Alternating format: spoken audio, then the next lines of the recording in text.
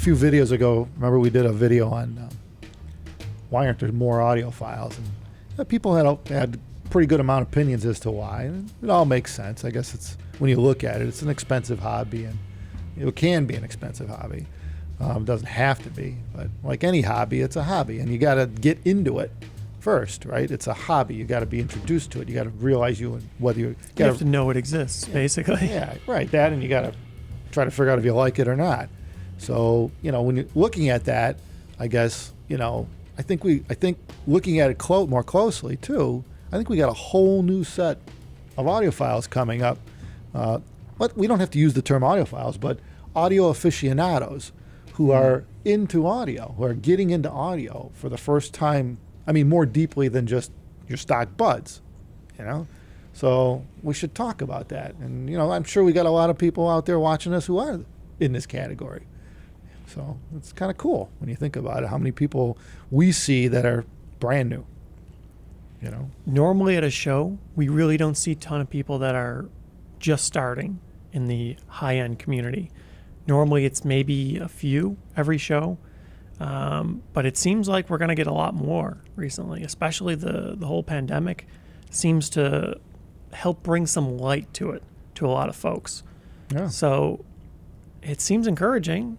It seems pretty good. It's always got to get a start somewhere, right? Doesn't really matter what your budget is, but getting interested in audio and determining that that's something that you want to pursue further in the future, that's a pretty big step for a lot of people. Most people, they ended up living their lives not making it. Well, I've noticed recently that it seems like a good place where people are starting now is high-end noise-canceling headphones. You see people like in public just shopping in their own world. They want the best noise-canceling to just tune everybody else out, and just shop. They're turning Japanese. It's just like focused, When I was in Japan in Tokyo a few years ago, I did one of their, what do they call that? I forgot the trade show I was there for. Yeah, I don't know how to pronounce it. It's like Fuji-Avik. Yeah, Fuji-Avik.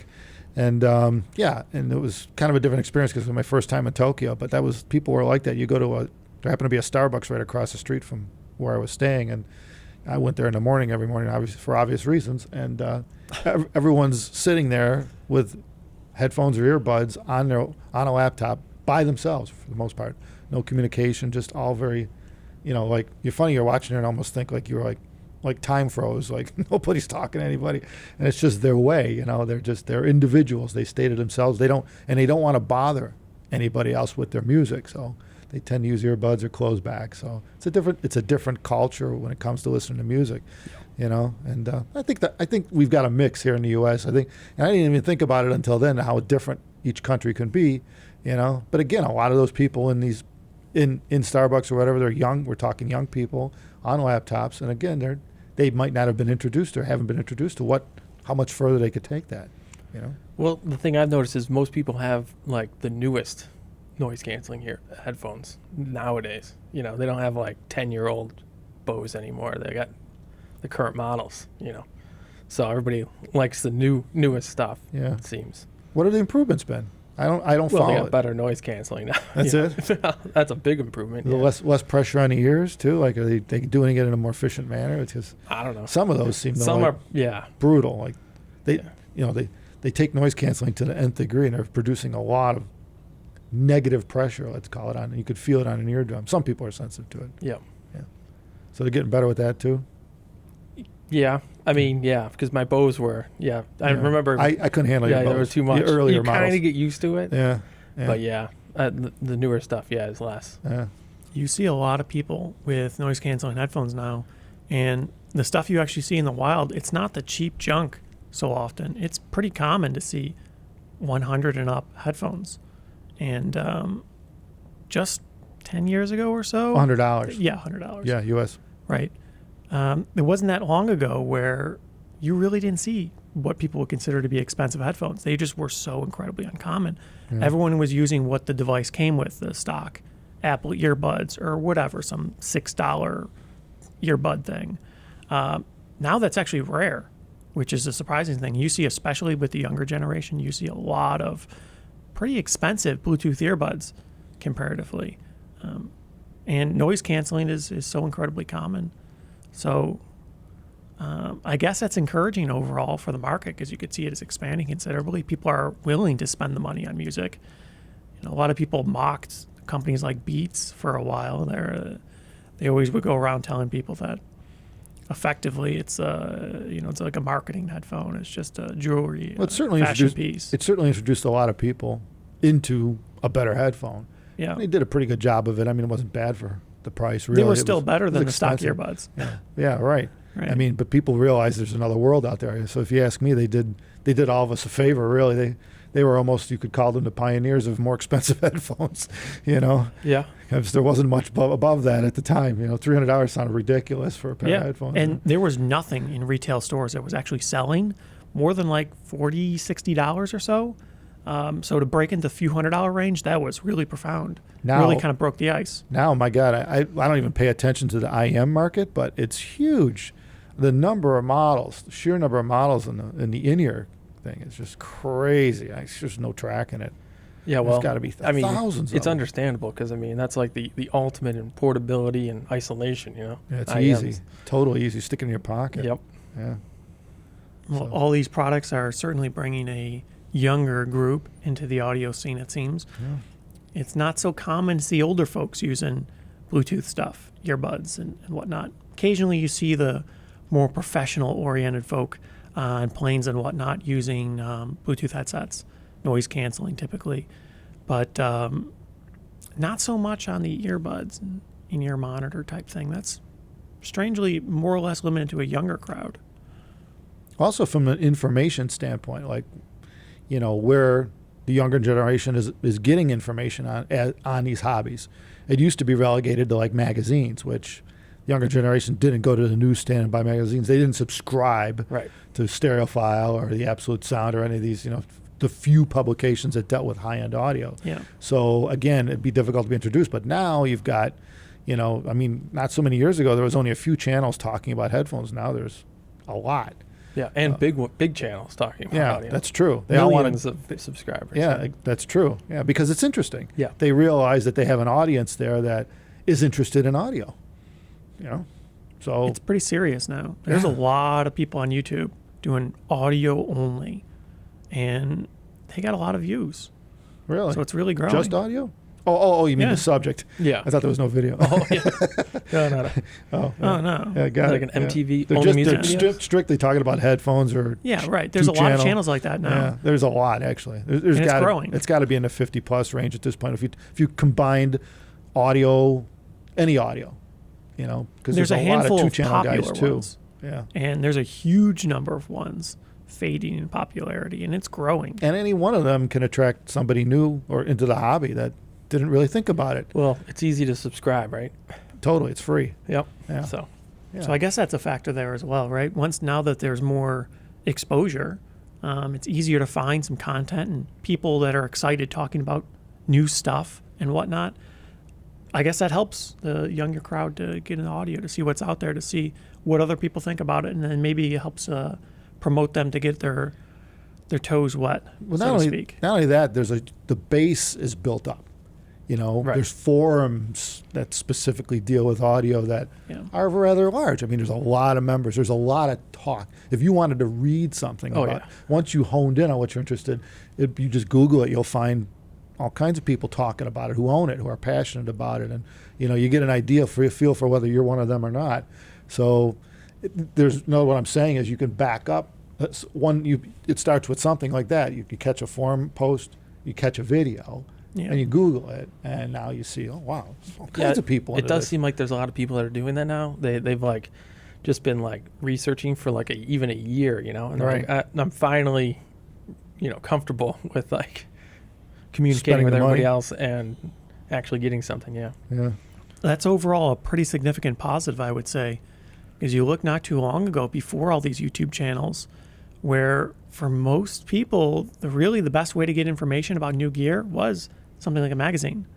And you can't engage particularly well with magazines. If you have questions, if you have further information you're looking for, where do you really get it? Yeah, there was no Before next the internet, step. it was really you tough. you would wind up going to the manufacturer's website, and that tends to be relegated to a page or a page on every product, which It's limited. it's just like it's like looking at a sheet of paper. It's like, Well, well, now what? I guess you would just hope that there's a local dealer that carries the product you're looking for, so you can actually, Yeah, you which use it. those have become far and few between now. It's not Yeah, as, kind of. Yeah, it's not as easy to do that. Unfortunately, a lot of them have survived, but they've also shifted the way they do things too. So it's not as easy. It is great if you can find a local Right. dealer. That's your best bet. It's like, to oh, nice. Getting started. Yeah. Yeah, just hang out in there for a couple days, or go back once a week and just get your bearings, because it's really cool to try stuff like that. I know, It definitely expedites the decision-making process. well, like Speaker Shop here is our local dealer. They've been around for, 40 years, right?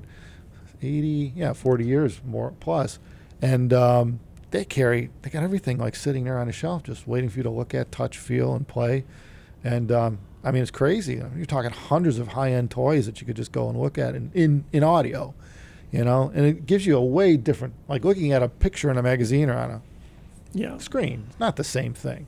Not the same, I think it depends on the person. Some people like to go out and touch the equipment, actually use it, experience it. And other people, they kind of want to feel like they know what they're talking about before they do that. And they might want to spend a ton of time researching, seeing what other people say about it, looking at all the reviews and the publications and whatnot, and seeing how all the gear compares. Because I think it can be overwhelming at first. There's just so much, especially in the low end, the mid-range. There's a ton of products. If you're in the few $100, even up to the $1,000-ish range, there's a lot of products now. So if you want to hear them all, it can be difficult. Seeing what other people say about them, I think it helps give you a picture whether or not you're going to like it, if the strengths appeal to your interests. And then maybe with that little bit of education and experience from other folks, you could kind of get a better picture of which ones you want to actually go out and sample. Yeah, but even something as simple as like Best Buy, I was pretty kind of surprised by this last time I was at Best Buy. And you look, they have like everybody has separate sections for each brand. So like this is only Sony, and they got 5 models. Then you move a little more, then it's like Beats, and they got 5 models. Yeah. So there's a lot of headphones. the live demos you could play. Yeah, there's a lot of headphones. They don't always work, but yeah, but that's the way it is with a store. Clearly, people like the ability to have a lot of choice. Yeah, that's true. Make a lot of models. Yeah, because the big boys would know that. Yeah. If you're putting out 3, 4, 5 things to try out, some people look at it and go, well, that can cause confusion because now you don't know what to pick. Well, yeah. But I guess if they're separated by dollar signs, well, and you could hear clear steps up as you spend more or find your sweet spot, I guess you could look at it that way too. But either way, that would be a good place to go. I mean, it's not a bad place to go. It's there. Yeah, well, there's a lot of them. Yeah, so right. They're easy to find. Yeah, it's a start. I mean, it's a start. We're understanding. Unfortunately, you're not playing it on your own stuff. You're Right. going through some sort of test setup and with Yeah. unknown music. But Yeah. I mean, that helps too when you're starting out. It really helps to be playing stuff you're familiar with, to understand the capabilities of these things. Not some demo piece that's who knows what resolution it's recorded at. Yeah, you don't have a lot of options in the stores, though. Yeah. I mean, you get a rough idea, but it's difficult to compare to just having it, to owning it. It's a whole different experience. So for those people that are new at it, it really, if it's not a stretch to spend the money, my suggestion is narrow it down and buy something and see where it takes you, because it'll take you on a path. You'll find it will take you to the next step real quick once you have it for months and get used to it. Well, at least with noise canceling, you could tell that in a store. It's like how well it cancels the store noise. Yeah, that's true, especially in a store. That is, I do like to try the newest noise Yeah. canceling just for that. Yeah, that makes it easy. Yeah. Well, some of them also have a lot of pressure that's noticeable, and some people are very sensitive to that. So Yeah. I think trying noise canceling is a bit more reasonable, but it can be actually pretty difficult. If you're trying to find a headphone and you like the way it sounds, it's really hard to know within seconds if it's exactly what you're kinda looking takes for, time. unless you're very experienced. Right. That's the takes time part where you're better off owning it. If you can narrow down what your likes are and going from there, because it does take you on a path. You do have to start somewhere. Mhm. I mean, some people have the ability to just start at the multi-$1,000 range. Some people do that. They don't want junk. They just want to, not that the low cost is junk, but I'm saying they don't want cheap. Let's look at it that way. They have the money. Just What can go I right spend to it the on? top. Yeah, and they'll drop a couple $1,000s on a headphone to start. And other people are in the $100 range and up, and that's cool too, because again, it's a growth process, and it certainly is an affordability issue too. So It gets pretty expensive. Yeah, it can get pretty expensive. I mean, we got guys that easily have 50 grand plus in their systems, easily. Yeah. Between cables and a couple high-end amplifiers, and they might drop 15, 20 G's on a DAC. There's a number of people actually at that level, and it's not that they started there. They started somewhere. They built up to that. Yeah, it's pretty uncommon for people to start there. Yeah, usually it's like they've been working on this for 30 years. It could right? be, yeah, or a few. Yeah. Yeah. It's very rare to what somebody, although it exists. There are people that come and say, "What do I need?" and they buy it, But yeah, those aren't the guys that tend to hang out in forums too much. They're not busy so with their day-to-day life, where that's not, but that's not what they do. They spoke to somebody, said, "What do I need to buy?" and they buy it. So, but those are far and few between. The norm is to grow into it, to see which direction you want to take. And that's great. That's the way to do it with any hobby. Right. With any hobby, it's the way to do it. I mean, you're not going to go out and get like an analogy to what we've seen a lot of parallels with is high-end cameras, right? A lot of people that own audio also tend to have brands like, I don't know. What, camera brands? Yeah. Canon, Nikon?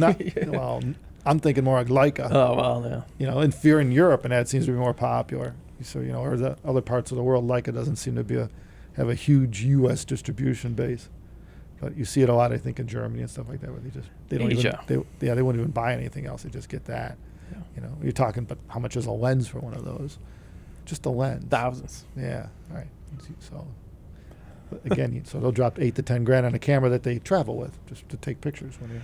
Yeah, I'm pretty sure. Yeah, nobody hanging around their neck. I don't think anybody gets Leica as their first camera. Yeah. That's nobody. Right. Yeah. Well, they tend to be more mature people. They're older.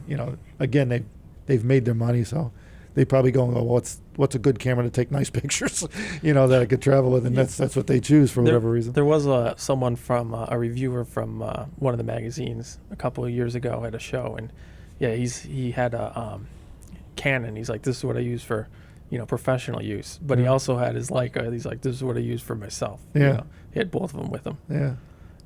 And I see that a lot especially in doing CES for years, Consumer Electronics Show. And we used to have people come from all parts of the world for the show, and it tended to be more Asian, I think, but they usually have a Leica. Yeah, he was from Thailand I think it was Thailand. Yeah. It's their favorite cameras. Yeah. And of course, they have their own subset hobby going on with that. They're into it too. Well, yeah. Because one guy has a Leica and the other guy's a Leica, and they start talking about lenses and stuff amongst themselves at an audio show. Yeah. Never fails. Oh yeah, you got that one. They could tell just by looking at what the lens is, what the body is. They know, just kind of like audio. So there's a lot of parallel hobbies to this.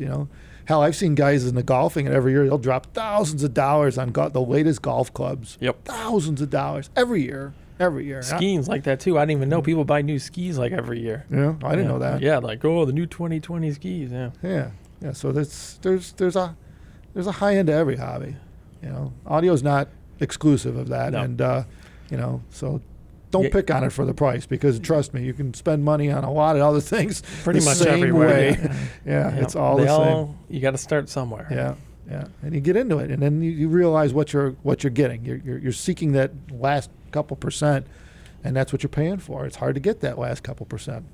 Well, especially in audio, you could get lower cost gear that sounds better than ever now. So if you're not into spending hundreds or thousands on headphones, you could get reasonably priced stuff that is way better than it used to be. And it's true. So it's improving all around. And but the quality of the streaming now, Yeah. a lot of it's now considered a much higher resolution, which means the music you're listening to sounds better, and it'll sound better as you improve the system. It'll just continue to grow because the source is better. Mm-hmm. So, there's a lot of positives going on in the last couple of years in audio. A lot. Well, it was kind of stagnant for a while there. Not much CDs was pretty much it. Yeah. Now a long everybody's time. going in all the streaming, more vinyl. Everything's going everywhere now. So Yeah, it is awesome. expanding. It's awesome. It's all win-win. And not only that, audio's good for the brain. And we're going to do a video soon on what else it's good for too. Are we now? Yeah. You're going to tell the computer exactly? Yeah, it's what good it for can do with it's good for a lifetime couple supply of things. chocolate. Yeah. Yeah. So Okay. we'll talk about the body and the soul, or something like that. I don't know how far we'll go into the soul because that's a tough subject. I don't really know much about it. But anyway, on that note, congratulations if you joined our club here with audio and headphones and the community, and we're going to keep going and helping people understand what it is we do here. So thanks for watching, everyone. Take care of yourself. Thumbs us up.